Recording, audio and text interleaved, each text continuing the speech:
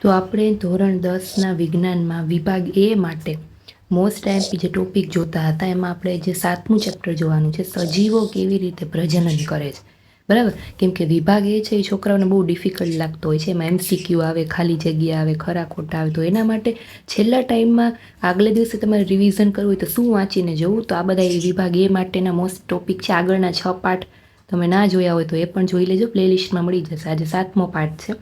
સૌથી પહેલાં તો અલિંગી પ્રજનનના ઉદાહરણ. સૌથી પહેલાં ભાજન છે.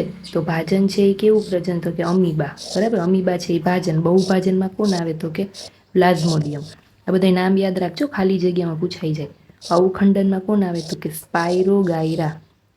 પુનઃસર્જનમાં તો કે હાઇડ્રા, પ્લેનેરિયા અને તારા માછલી. પછી કલિકા સર્જનમાં તો કે ઈસ્ટ અને હાઇડ્રા.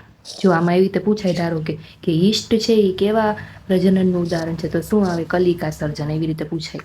પછી બીજાણુ સર્જન, તો એમાં આવશે રાઇઝોપસ. વાનસ્પતિક પ્રજનન, તો એમાં આવશે બટાટા, બરાબર. યાદ રહ્યું.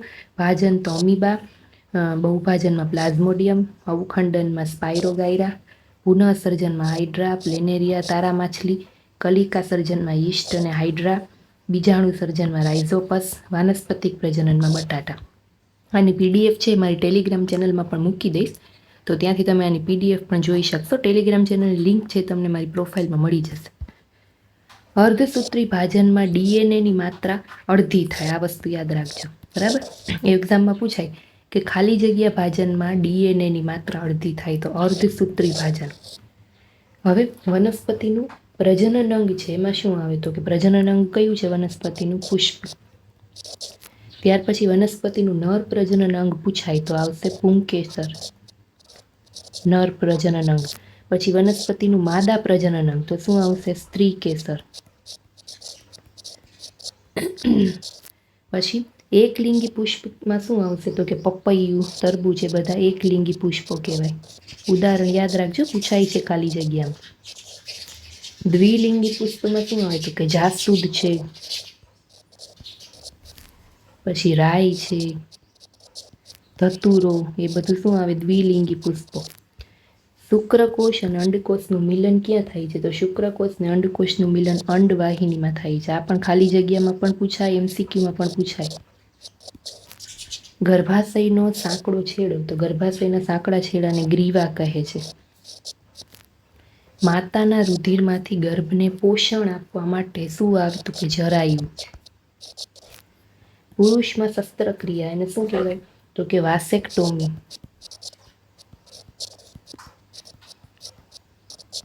અને સ્ત્રીમાં શસ્ત્રક્રિયા તો ટ્યુબેક્ટોમી. આ બંને વસ્તુ યાદ રાખજો, આડું અવડું ના થઈ જાય. પુરુષમાં શસ્ત્રક્રિયા એવું પૂછાય તો વાસેક્ટોમી, સ્ત્રીમાં શસ્ત્રક્રિયા તો ટ્યુબેક્ટોમી. ફલિત અંડકોષનું સ્થાપન ક્યાં થાય છે, તો કે ગર્ભાશયમાં.